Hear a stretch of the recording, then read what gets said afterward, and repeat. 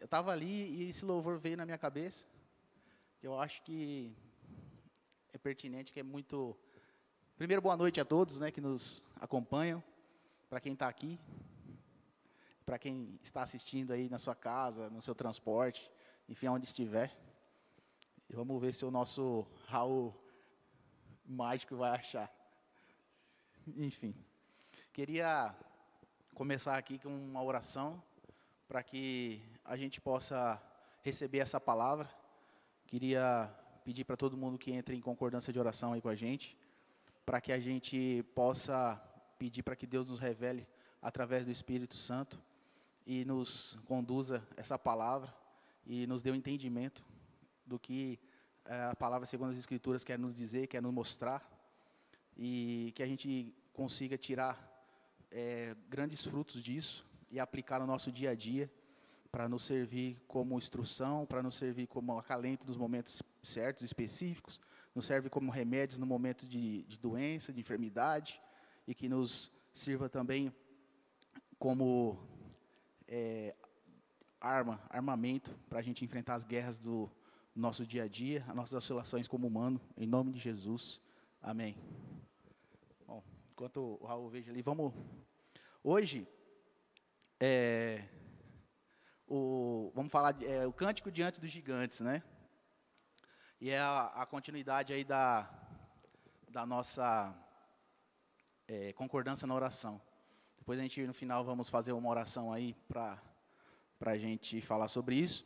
Mas o que eu queria realmente falar é, quando a gente fala de o Cântico Diante dos Gigantes, eu acredito que para todo mundo que tem algum entendimento, ou já ouviu, ou mesmo que não, na palavra, vai se referir, ou vai se lembrar, ou remeter a passagem de Davi contra o gigante Golias, né? Porque a gente está falando de um gigante e a gente está falando de um músico, né? Então, a gente acaba relacionando isso. Mas a gente tem essa visão do Davi, nesse momento, tendo essa vitória mediante o gigante, e a gente tem essa visão do Davi como sendo um grande rei, um grande governante, um grande governador que ele foi da sua época, e ele é considerado hoje, tanto é que eu nunca fui, mas quem foi pode confirmar. Em Israel tem várias coisas, quando são coisas memoráveis, se dá o nome de Davi para várias coisas, né? Porque realmente é alguém que foi muito importante para aquele momento, para aquela situação, e alguém que realmente é considerado como sendo uma pessoa que foi diferente no seu tempo, né? E aí, como já todo mundo sabe, ou conhece, ou já ouviu, essa parte do desfecho com o gigante, da sua tomada de poder, ter se tornado rei, eu quero voltar e falar um pouco sobre a sua fase inicial. Como que ele chegou nisso? Porque hoje, qual que a grande observação que eu vejo do nosso viver, do dia a dia, que é a questão da gente, como ser humano, às vezes não respeitar o processo. Porque o processo é algo que não acontece do dia para a noite.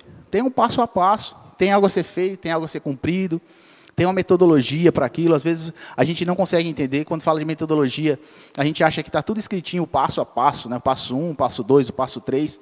Mas quando a gente está falando de Deus, o alinhamento é diferente do alinhamento que Deus tem para a gente como propósito para a nossa vida e o que a gente julga ser o propósito de Deus para a gente. Então, aí que está, a gente precisa alinhar essas duas expectativas, para que a gente consiga andar no caminho e que a gente consiga cumprir esse propósito de Deus para a nossa vida. E então, o que eu queria falar lá no começo de Davi, quando ele era um simples filho, olha para a gente entender todo um contexto. Davi era o filho mais novo de 8. Então, ele era o caçula de 8 irmãos.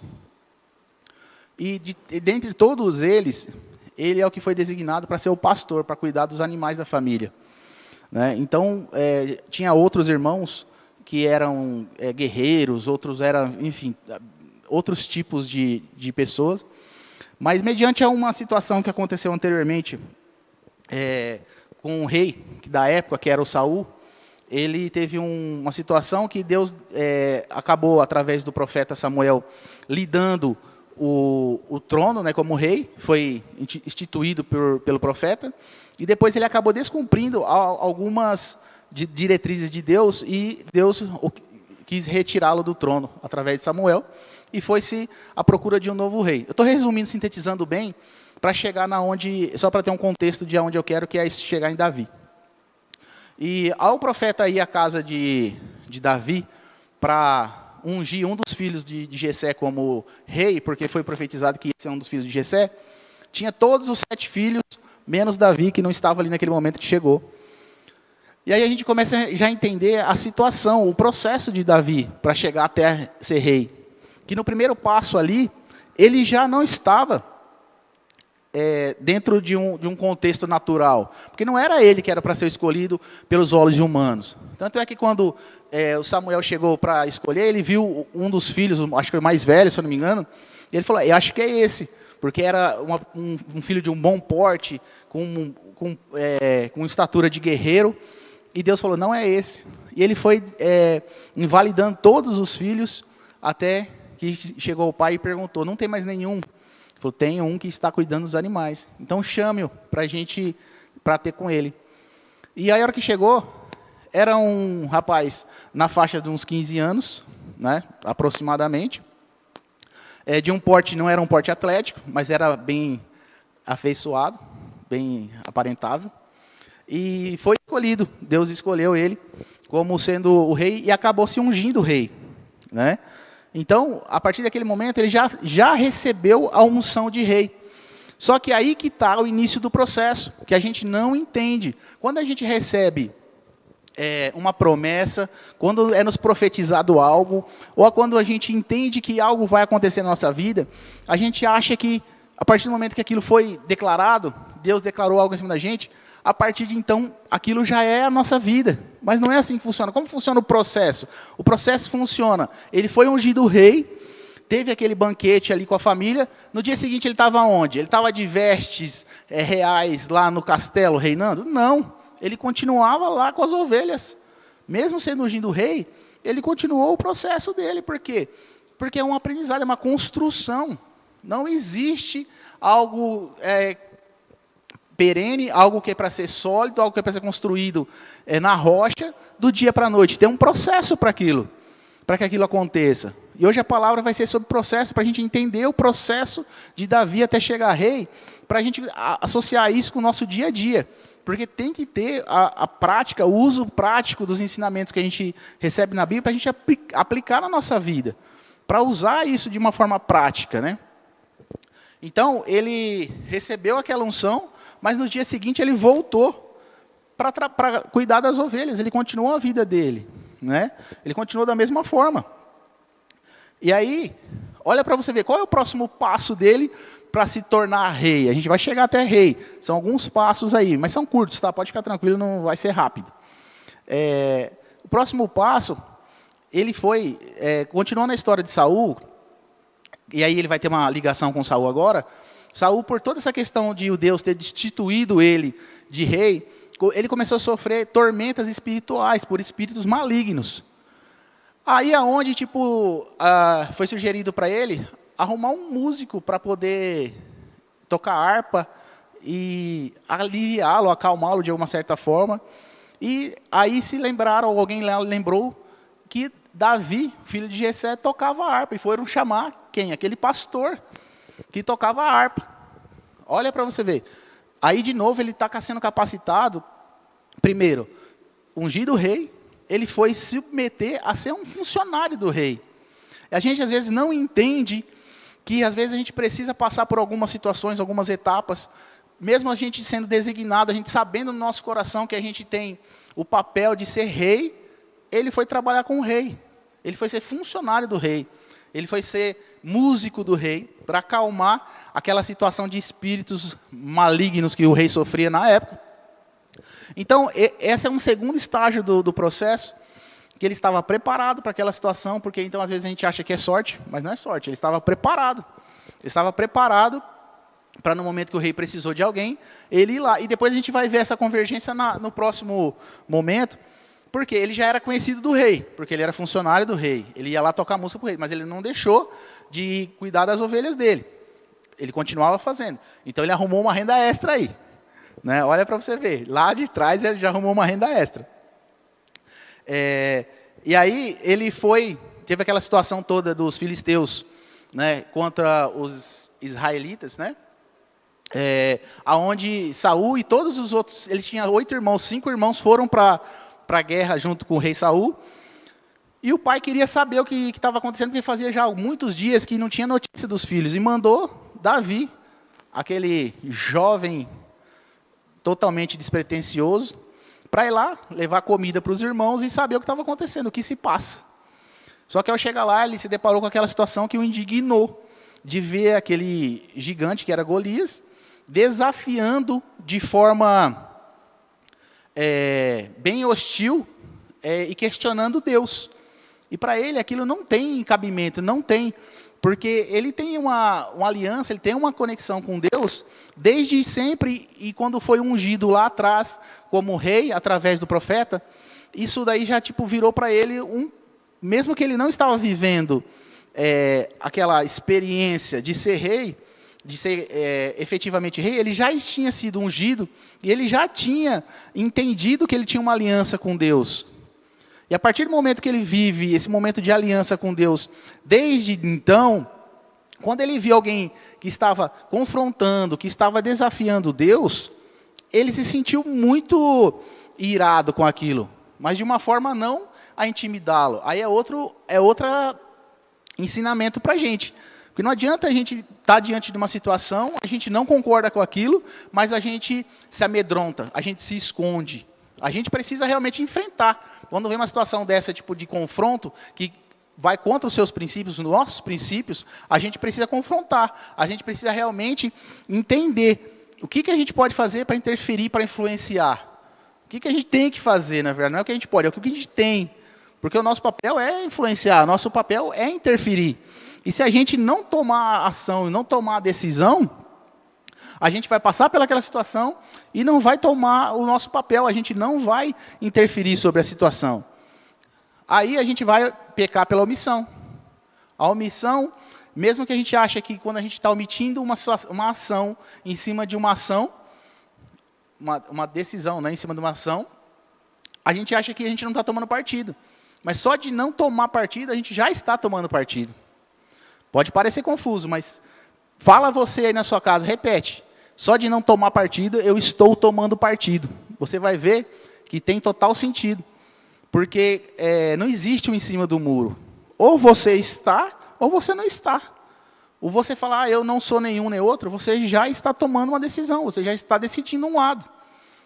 Então, aí quando Davi se viu naquela situação, ele foi ter com Saul, que já o conhecia. E aí lá atrás, aquela questão dele ter sido músico, ter sido funcionário do Saul, serviu para ele, porque ele já tinha um rolê, já tinha um relacionamento com o rei. O rei já o conhecia. E quando ele foi falar, ô Saul, meu chegado, eu quero ir lá e resolver essa situação. O Saul e todos os seus... Saul e todos os seus guerreiros, vários que ele tinha lá, inclusive, dentre ele tinha os irmãos dele, que eram os irmãos mais preparados, né, fisicamente. Nenhum teve coragem de ir lá enfrentar esse gigante. Porque a gente não tem alguns detalhes, mas os poucos que se referenciam mostra que era realmente um grande homem, um grande gigante, né? Porque só a armadura dele pesava 60 quilos. Você imaginar alguém com uma armadura de 60 quilos, eu não consigo nem imaginar. Né? Acho que pegar 60 quilos na mão nem aguenta. Só se for muito marombado, né? Eu nem sei se aguenta mesmo assim. Mas enfim. E a sua lança, só a ponta da sua lança pesava 7 quilos. Então não era algo comum. E embora os artefatos, os armamentos da época eram mais pesados, mas esse era muito a mais do normal por conta da estatura do indivíduo. E mesmo assim isso não ou desencorajou, ou deixou com medo, ou enfim, ou paralisou. Ele quis ir para cima para resolver o problema. Que é aí que está outra conotação que a gente pode associar com nossos dias, é a questão de não querer resolver. A gente vê o problema e não quer resolver. Ah, não, tudo bem, a gente vê isso depois. A gente vai postergar um problema. E quando posterga, já tinha ali centenas, eu não me recordo a quantidade, mas sei lá, centenas ou perto de milhares, talvez, eu acho que é centenas, de soldados que não quis resolver o problema. Ah, por quê? Tinham medo de colocar sua vida em risco, tinha medo de várias coisas que poderiam acontecer. Mas na hora que ele viu a situação, ele não falou, não vou postergar, eu vou lá e vou resolver. Eu vou lá e vou resolver, porque ele está afrontando o meu Deus. E eu vou lutar com as armas de Deus. É Deus que vai estar lutando lá comigo, não sou eu, o Davi, que vou lá, um jovem franzino de aproximadamente uns 15 anos, que vou resolver essa situação com um gigante. Né? Aí a questão da quantidade de gigantes e pedras, a gente vai deixar isso para outro momento. Né? Mas, e aí o que acontece? Ele, ao decidir que ia fazer isso, ele foi falar com o rei falou, mas não faz sentido nenhum, meu amigo. Você é praticamente uma criança, né? Você não tem estatura para isso. Mas ele convenceu o rei, por quê? Porque ele falou das situações que ele já tinham passado no campo.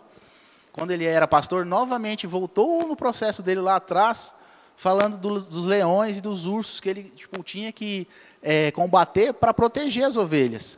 Novamente, falando do processo, ele referencia para o rei essa situação que ele passou anteriormente.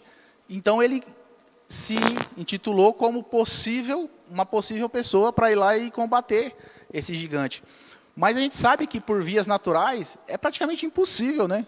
Um jovem de aproximadamente 15 anos lutar e vencer com um gigante. Né?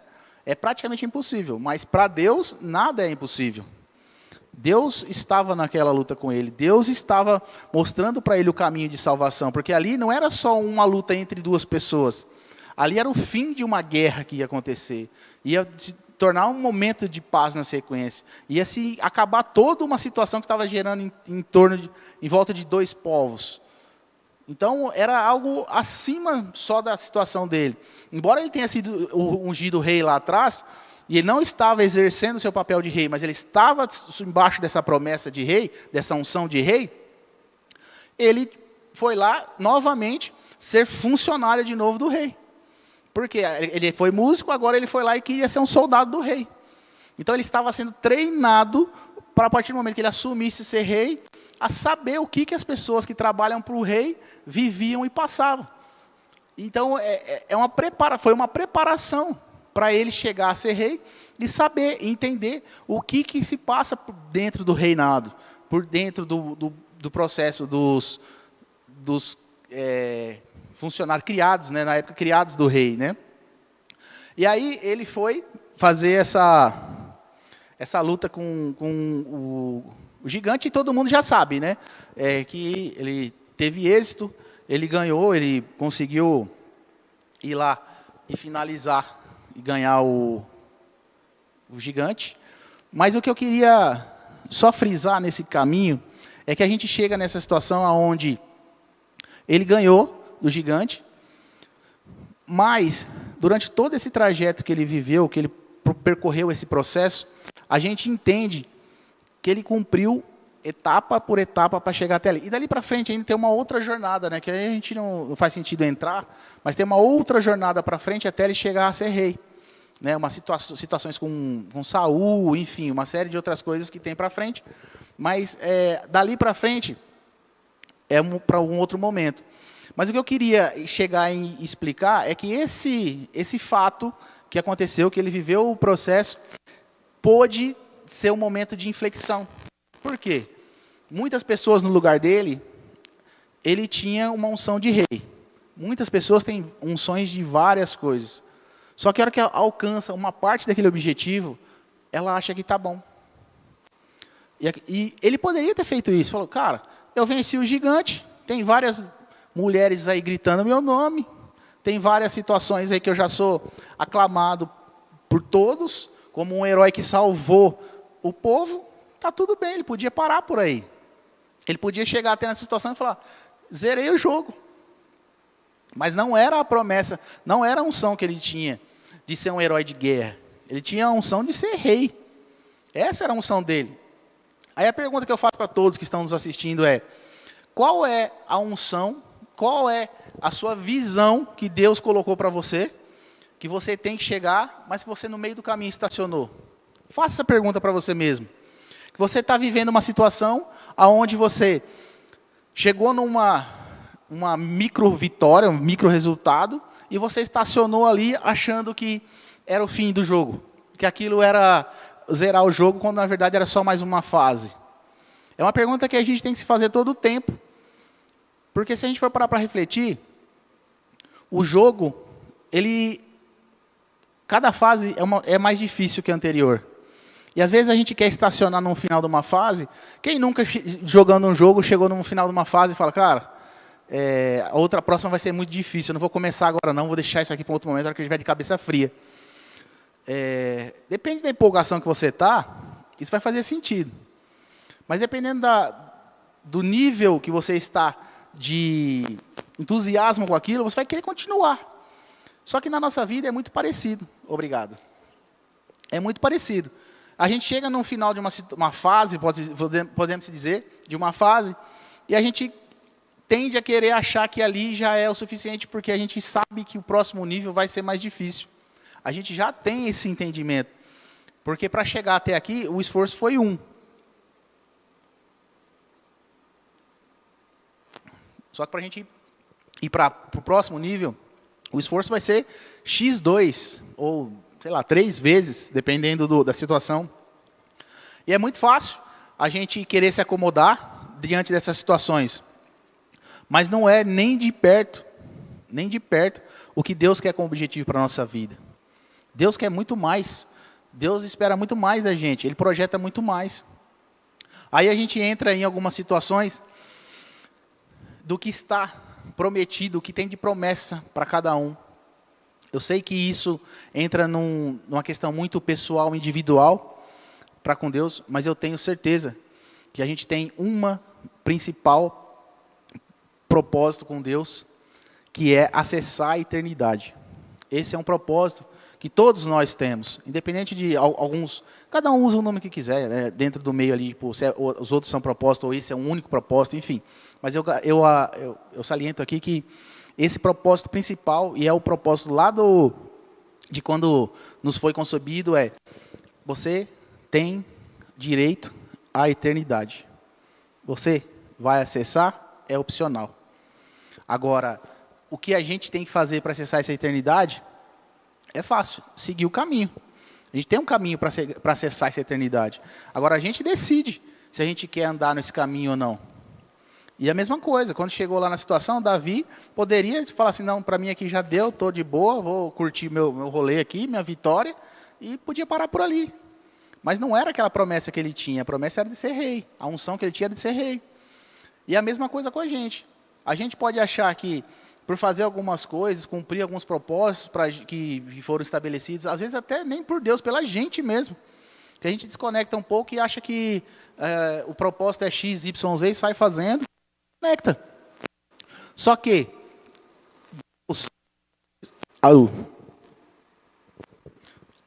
Deus espera muito mais da gente. Deus espera muito mais. E é quando a gente vai chegar no final do trajeto e que é acessar a eternidade usando o caminho que é o Jesus, aí sim a gente vai zerar o game. Não que vai acabar, mas que a gente vai falar assim, não, eu passei como essa fase de experiência humana lá e consegui passar e ter êxito nisso. Né? A gente conseguiu acessar a eternidade e ainda o plus faço parte do reino de Deus. Aí sim podemos falar, cara, o game foi zerado. Porque a gente entende que o reino de Deus está muito relacionado a um reino similar ao reino da terra, né? Mas não é. Isso está conectado ao nível espiritual com a gente. E a gente precisa de formas, cada um tem uma forma diferente de acessar esse nível espiritual, para a gente ter conexões e acessar os direcionamentos que Deus nos dá através do Espírito. Se a gente não se conectar no Espírito com Deus, a gente vai ficar vivendo na superficialidade. A gente vai ficar a vida toda, imagina, o que eu posso dar de referência? Imagina esses poços de petróleo que existem hoje, a gente tem aí as camadas e descobriu-se recentemente o pré-sal, que ali sim está o grosso, ali está a quantidade abundante de petróleo. E às vezes a gente fica vivendo na superficialidade aqui, na parte superior, achando que a gente está nadando de braçada, né? Fala, nossa, aqui eu tenho bastante e tal. Mas quando a gente desce um nível, nesse caso ao contrário, a gente sobe o nível, a gente acessa essa vida, essa conexão espiritual com Deus, que a gente entende que tudo o que a gente estava vivendo até então, quando a gente estava fora disso, era irrelevante. Tudo isso que a gente estava passando, a gente estava achando que era importante, não é mais. Porque uma coisa que mudou muito na minha forma de ver, não é demagogia, é a verdade. Hoje eu olho para a minha família, para outras famílias, eu não vejo mais famílias, eu vejo gerações. Eu olho ali, eu estou pensando em plantar uma semente, não é naquela criança, ou naquela pai, naquela mãe, é uma geração que vai ramificar dali. E quando a gente vê uma criança sendo subjugada, uma criança sendo maltratada, ou sendo bloqueada de algumas formas, que não vai alcançar o êxito de plenitude que Deus espera para ela, é uma geração, na verdade é uma linha de geração que deveria ramificar ali, que vai ser torta. Pode ser que essa geração ramifique como deveria? Pode ser, mas pode ser que ela não aconteça, por N situações. Hoje, uma pergunta que eu faço para você aí na sua casa. Quantas gerações vão deixar de existir, porque você na sua casa, ou que nos assiste aqui, tem a mentalidade de achar que filho dá trabalho, filho custa caro, filho é um empecilho para que eu possa fazer as coisas, e uma série de coisas assim, que vêm sendo nos implantados no nosso dia a dia, sabe? Que cada vez mais os casais estão tendo filhos tardes, estão adotando pets em lugar de crianças, porque quer substituir, que dá menos trabalho, enfim, uma série de coisas. A partir do momento que a gente assume isso sendo uma verdade, a gente assume isso como sendo algo que eu quero para a minha vida, a gente está deixando de construir uma geração que Deus esperava. Igual quando a gente está falando de Davi, que ele vai seguir essa linha, depois ele passa dos gigantes, ele vai ser rei, vai continuar seguindo a unção que foi dada lá atrás. Aí ele não está falando de Davi. Ele foi muito importante, mas está falando de uma linha de sucessão que vai chegar até Jesus. Que ele é referenciado. Quando fala de Jesus, fala filho de quem? Filho de Davi. Pouco se referencia a linha de sucessão próxima ali. Claro que tem o mérito, tem tudo isso, mas Jesus vai falar filho de Davi e filho de Abraão. Porque são as figuras que foram definidas para que isso acontecesse, para viabilizar Jesus na terra. Então, imagina os próximos situações, algo que pode acontecer, que vão acontecer, que está escrito por Deus na nossa vida, na vida de todos, na nação, do mundo. Está relacionado à nossa linha geracional, e a gente deixa de fazer o que nos foi pedido, de continuar essa linha de gerações. E aí eu falo, não é só a questão de deixar de ter filho. Não é só essa questão. A questão também é como se comportar com o próximo, com os irmãos. Porque às vezes o irmão está ali e a gente sabe que tem uma situação que a gente pode ajudar para a consequência disso ser uma linha de sucessão, novas gerações a partir dali, que aconteça de forma alinhada com as expectativas de Deus. A gente não age em cima disso, a gente vai estar bloqueando uma geração de sair dali também. E a verdade isso vai ficar na nossa conta. Você acha que isso vai ser algo que vai ser uma inquisição? Provavelmente não. Mas vai ser algo que você poderia fazer e não fez. Sabe? Porque cada um tem um sentimento, né? E a gente tem que tomar cuidado com os sentimentos, porque quando a gente fala de viver uma vida espiritual, o sentimento não é algo que tem que nos direcionar. O sentimento não é algo que tem que nos comandar, né? A gente tem que entender, quando tem um sentimento que é limitador, principalmente o medo, que bloqueia muito a gente tem que entender que isso não pode ser um fim. O medo tem que ser um sinalizador para a gente. Ou de vida em risco, ou que é algo que está saindo da nossa zona de conforto. E quando a gente fala que o medo que a gente está passando não é o medo de risco de vida, na verdade, risco de morte, mas é um risco que a gente está saindo da zona de conforto, é a hora que a gente precisa continuar andando no caminho. Nesse caminho, em direção desse medo que dá aquele friozinho na barriga, aquele medo que fala assim, cara, mas para que eu vou fazer isso? Estou tão bem aqui. Para que eu vou mexer com isso? Deixa para lá. Para quê? É essa hora que a gente precisa continuar andando em direção a esse caminho. Porque esse medo, esse friozinho na barriga que dá, fala, não, cara, eu vou caçar conversa, não. Eu vou lá falar com essa pessoa, eu vou lá falar com ciclano, eu vou fazer isso, fazer aquilo, independente. Cada um tem uma situação aí que causa esse medo. E aí isso vem para a nossa conta de, é ali que a gente deveria estar agindo, é ali que a gente deveria estar atuando. É ali que somos chamados para atuar. Pode ser que você ache que não. Ah, eu não sou chamado para atuar ali. Mas sempre quando tem uma situação que você está vendo, e você pode interferir, você deve interferir, para mudar a direção daquela situação e você não interfere, aquilo sim era algo que era para você ter feito. Você pode passar e outra pessoa vai interferir? Pode. Mas você perdeu um ciclo de resolver aquilo.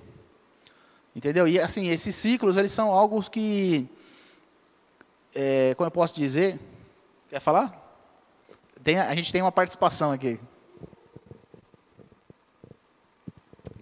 O Bruno está contando, né, sobre a passagem do gigante do Davi. E do processo, né, da gente viver o processo. E aí, eu senti ali no meu coração, eu queria compartilhar com vocês. Muitas vezes Deus nos chama para passar parte de algum processo, e a gente, por medo, a gente fica paralisado. E eu quero compartilhar um processo com vocês, que às vezes a gente fica com medo, né? O Bruno contou sobre os filhos, e a gente, por um tempo, assim que meu primeiro filho nasceu, o Heitor, tem 7 anos hoje. Assim que ele nasceu, a gente pensou, né? Nossa, aqui ele está chegando, aqui, ó, esse menino bonito é meu filho aqui. O Heitor é nosso filho, olha que lindo. E aqui que está dormindo é o Arthur. Então, assim que o Heitor nasceu, a gente passou por um processo de ter um filho. E aí a gente era namorado, eu e meu marido. Mas, assim, a gente era namorado. A gente era casado, fiquei 3 anos, namoramos, noivamos, casamos, mas a gente não tinha aquele compromisso, aquela responsabilidade em cuidar de uma criança. Então, durante 3 anos, a gente só namorava. Era casado, mas a gente saía para se divertir, viajava. E aí, quando a gente teve aquela criança, foi desafiador, porque aquilo que a gente tinha antes, o videogame já estava, como o Bruno contou, o videogame já estava meio que zerado, porque já estava fácil, né? E aí a gente teve um filho, ficou tudo difícil, foi para a próxima fase. Aí a gente teve que se adaptar, fomos para outro nível. E nesse nível ficou mais difícil, não, desafiador. Mas por que ficou desafiador? É porque a gente não tinha as ferramentas certas para cuidar de uma criança, para saber treinar uma criança. E a gente foi buscar ferramentas, e a gente ficou capacitado. E aí, depois de 2 anos, a gente falava, né, não quero ter mais filho. E aí chegou a pandemia, e Deus colocou no nosso coração outro desafio. Falou, cara, se você tivesse um outro filho, como é que seria na pandemia? E aí a gente ficou pensando, eu e o Bruno, meu marido, falou, a gente deveria ter outro filho, por que não? Porque um filho já é tão rico, é tanta riqueza, é tanta coisa boa, e a gente aprende a cada segundo com essa criança, por que a gente teve só um? E foi aí que a gente decidiu ter outro filho. E aí, nos desafios, a gente para pensar e fala assim, mas financeiramente, será que vai dar certo? A gente também tem essas perguntas, esses desafios. E é uma coisa que, num momento, meio que me bloqueou. E aí eu falava, não vou ter mais filho, eu já estou velha, estou com 38 anos na época, não quero mais ter filho, acho que eu quero, mas tenho medo. E aí, conversando um dia com a pastora Karina, ela falou assim, deixa Deus agir. Eu falei assim, então vamos deixar Deus agir. E foi isso que aconteceu. Eu falei, que seja feita a vontade de Deus. E eu tive o Arthur. Eu não, né? Nós tivemos o Arthur. Ele está com 4 meses. E eu convido a cada um de vocês que estão aí assistindo essa live, esse vídeo, que deixa Deus agir na sua vida. Porque quando Deus age, a gente aprende muito, a gente é capacitado a cada momento, a cada minuto, e a gente acaba enfrentando desafios que a gente nem imagina que poderia passar, mas junto com Deus fica muito mais fácil. Então, deixa Deus agir na sua vida, tenha filhos, quantos filhos Deus mandar, e para você que está ouvindo aqui essa live, esse testemunho, e não pode ter filho, deixa Deus agir na sua vida. É só isso que eu peço. Deixa Deus agir e encontrar maneiras de você ser mãe. De repente não é do seu ventre, mas deixa Deus agir na sua vida. É isso que eu gostaria de compartilhar com vocês. E a cada nível, a gente é capacitado. Às vezes a gente acha que não vai dar conta, mas eu estou aqui para provar a vocês que a gente dá conta, né? Quer falar? Então, eu jogo o jogo que ele jogava, né, até hoje, que é FIFA 18, não é, pai? O quê? Muito bom, Excelente, tá vendo? Participação completa da família aqui. Vamos lá, eu quero só encerrar aqui, concluir, na verdade, o que eu estava falando, e eu quero, depois que falar de um testemunho nosso, de experiência, e aí eu queria que a Vivi ajudasse.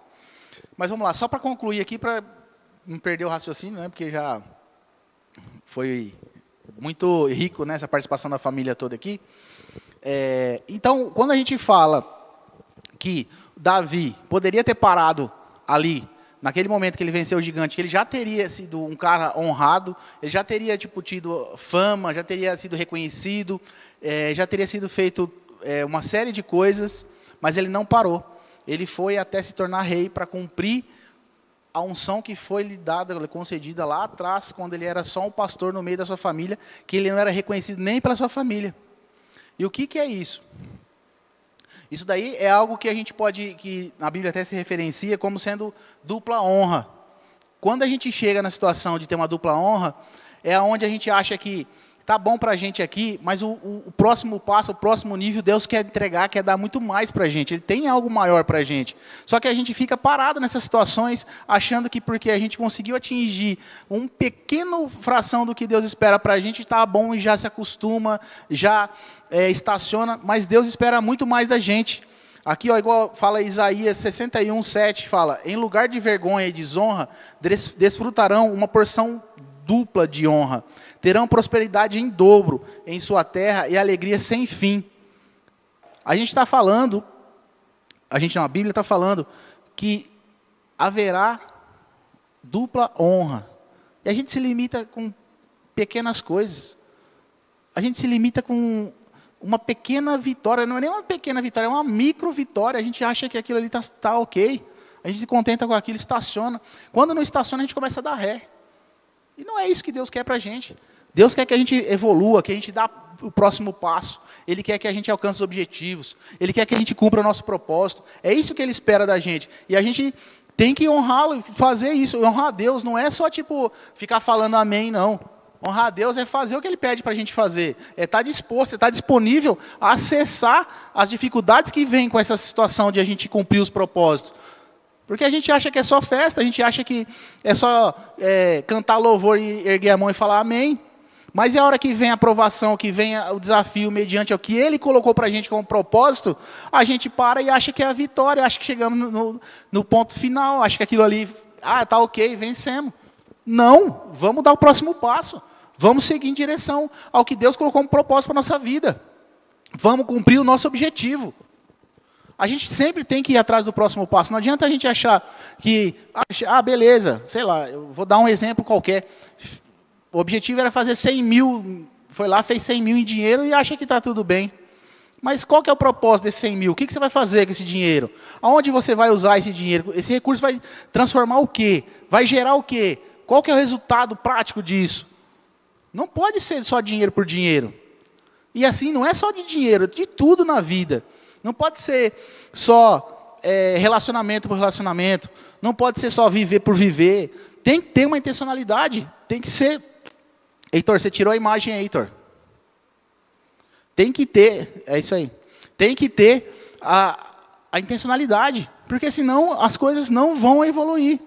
Senão você vai parar, vai estacionar, e não é o que Deus quer. Deus não quer, tipo, um monte de filho estacionado. O que um pai adora ver seu filho? Evoluir, continuar, dar o próximo passo, andar. É isso, um pai quer isso. Não adianta achar que é só chegar ali, o seu filho aprendeu a ler, você vai falar, não, agora tá bom, pode parar de aprender. Pode parar, eu já estou contente, já estou feliz. Não é isso. O pai quer ver seu filho prosperar e evoluir sempre. Você imagina Deus para a gente. Então, hoje, qual é o ensinamento que eu queria deixar para vocês que vocês se reflitam? Não parem. Às vezes a gente acha que chegou numa situação que está confortável, mas a gente precisa continuar andando. E, se possível, acelerar ainda mais. Para a gente continuar evoluindo, continuar crescendo. E Deus sempre quer mais para a gente. Porque não é que Deus quer mais do que Ele imaginou. Ele quer mais do que a gente imaginou, porque a gente é limitado. Ele não.